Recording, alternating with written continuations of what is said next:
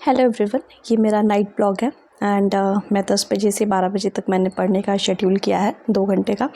And अभी अभी मैंने लंच कर लिया है एंड मैंने चाय भी बनाई है खुद के लिए क्योंकि ये नाइट का है एंड मेरी तबीयत सही नहीं है इसलिए मेरी आवाज़ भी थोड़ी सी बैठी हुई होगी। एंड मेरी बेबी भी अभी जस्ट सोई है 9:30 बजे, तो मुझे टाइम मिल गया। एंड मेरे हस्बैंड भी अभी आए नहीं हैं, उनको आज थोड़ा काफ़ी लेट होगा, करीब 12:30-1 बजे तक आएंगे। तो मैंने सोचा कि एक शिफ्ट की पढ़ाई कर लेते हैं। तो मैंने जो स्टार्ट किया है वो तो मैंने स्टार्ट किया है डीटी। मैंने आपको दिखाया अभी कि मैंने डीटी स्टार्ट किया है।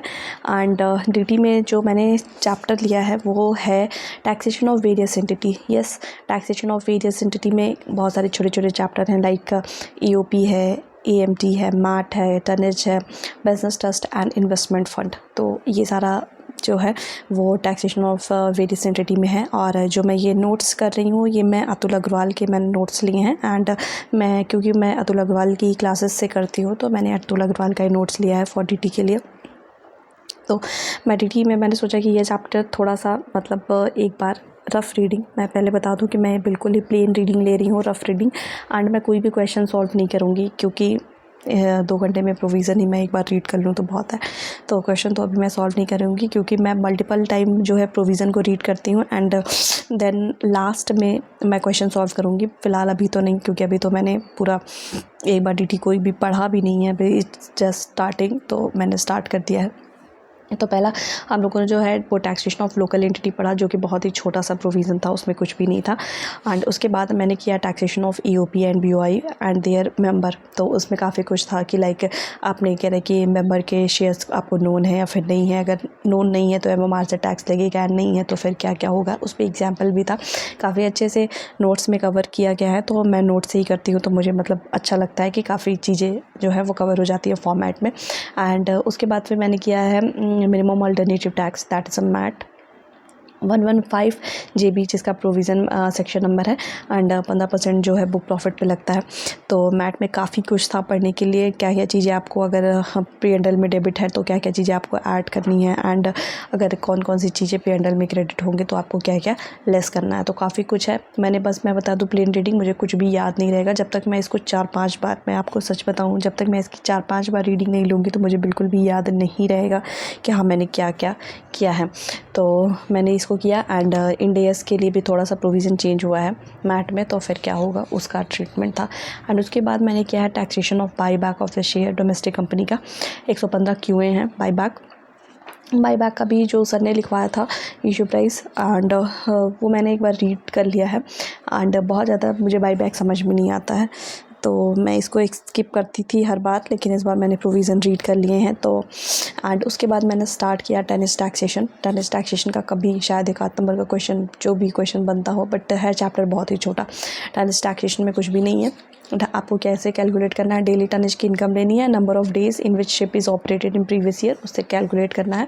एंड येस, क्वालिफाइंग शिप का कुछ नेट टनेज का टन्स में दिया होता है, जैसे अगर 1000 तक है तो 70 रुपये फॉर 100 टन, अगर 1000 से ज़्यादा 10,000 तक है 700 रुपये प्लस 53 फॉर ईच 100 टन, ऐसे है इसका। एंड उसके बाद जो मैंने स्टार्ट किया that is a taxation and और बिजनेस ट्रस्ट स्टार्ट किया। ट्रस्ट वाला चैप्टर मुझे अच्छा लगता है एंड काफ़ी कुछ है ट्रस्ट में पढ़ने के लिए कि कौन कौन सी इनकम ट्रस्ट के हाथ में एग्जेम्प्ट होती है, कौन कौन सी इनकम ट्रस्ट के हाथ में टैक्सेबल होती हैं, तो ये सारी चीज़ें तो मुझे अच्छा लगा। ट्रस्ट का चैप्टर वैसे भी मुझे अच्छा लगता है करने में। And taxation of investment fund भी मैंने किया, बट इन्वेस्टमेंट फ़ंड में मुझे ज़्यादा कुछ फ़िलहाल चैप्टर में ज़्यादा कुछ है नहीं, बट मुझे ज़्यादा कुछ अभी समझ में नहीं आया। जब तक मैं 3-4 रीडिंग लूँगी नहीं या फिर क्वेश्चन सॉल्व नहीं करती तो मुझे ज़्यादा कुछ समझ में आता नहीं है। एंड उसके बाद टैक्सेशन ऑफ सिक्योरिटी ट्रस्ट, ये सारी जो है ना एक एक पेज के चैप्टर्स हैं। मतलब मैं बताऊँ, शायद ही कभी ऑब्जेक्टिव में अगर कोई क्वेश्चन पूछ ले तो पूछ लें, एक एक पेजेस का चैप्टर है। देन मैंने किया है taxation of charitable and religious trust. ये काफ़ी बड़ा चैप्टर है एंड मुझे लगता है कि काफ़ी इंपॉर्टेंट है, हमेशा आता है 8 नंबर का क्वेश्चन। और कभी कभी तो फुल क्वेश्चन पूछ लेते हैं, फुल फ्लेज्ड क्वेश्चन है, नहीं तो कभी कभी जो है वो थियरी पूछ लेते हैं कि हाँ ये टैक्सेबल होगा या फिर नहीं होगा। प्रोसीजर फॉर रजिस्ट्रेशन, जैसे इस बार MCQ में 12 AB का आया था। तो एंड इसमें जो फॉर्मेट है, जो सर ने फॉर्मेट बनवाया है वो काफ़ी अच्छा है, तो मुझे इससे समझ में आ जाता है कि हाँ कौन सी चीज़ें कहाँ जाएंगी कहाँ नहीं जाएंगी।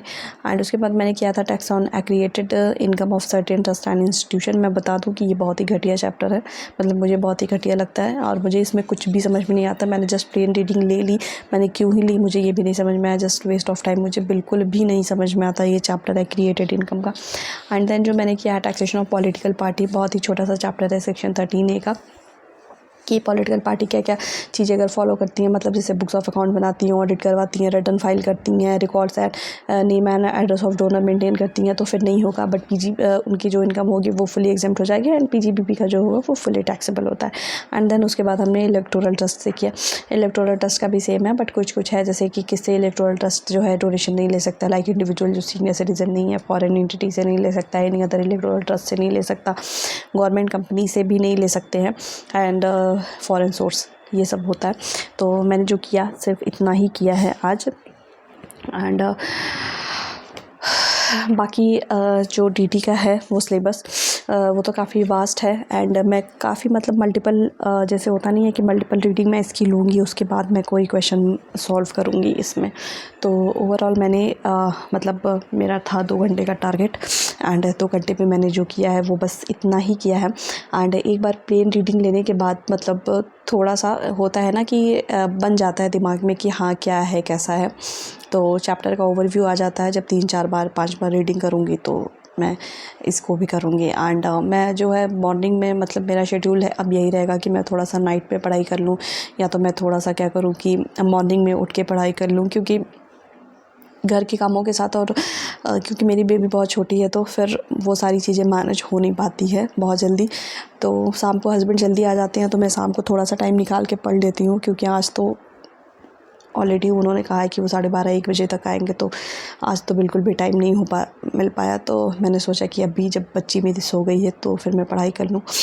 तो all about night blog. And मुझे हाँ ठीक है रात में पढ़ने का देखिए अलग ही वो होता है, क्योंकि इतनी शांति है ना कि कोई डिस्टर्बेंस करने वाला है नहीं। तो दैट्स कि अगर किसी ने डिस्टर्ब नहीं किया तो आपने जो पढ़ा कि वो थोड़ा सा होता है ना कि आपके माइंड में चला जाता है, तो ऐसा था। एंड बस 12 बजे तक मैं एकदम थक गई थी, क्योंकि मेरी तबीयत भी नहीं सही है, मुझे थोड़ा सा फीवर और सर्दी लग रहा था, बट नींद भी नहीं आ रही थी, तो मैंने सोचा कि पढ़ाई कर लेते हैं। एंड बस मुझे जल्दी से मैं ठीक हो जाऊँ, मेरा यही है, क्योंकि अगर ऐसे ही चलता रहा तो फिर पढ़ाई हो नहीं पाएगी।